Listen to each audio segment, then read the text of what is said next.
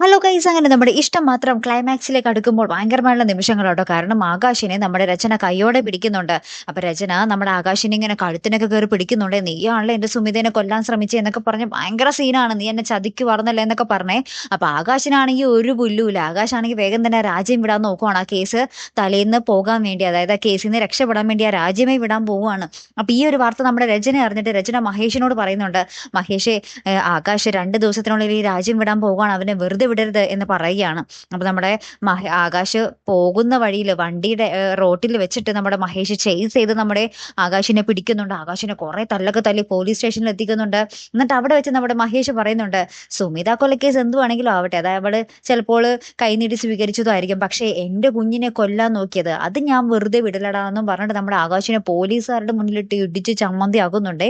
ഇനി എന്തായിരിക്കും നമ്മുടെ ആകാശിന്റെ വിധി എന്നുള്ളത് കണ്ടു തന്നെ അറിയണം കേട്ടോ. കാത്തിരുന്ന് എന്നെ കാണാം. അപ്പൊ അടുത്തൊരു വീഡിയോയുമായി വരുന്നത് വരയ്ക്കും ഗുഡ് ബൈ.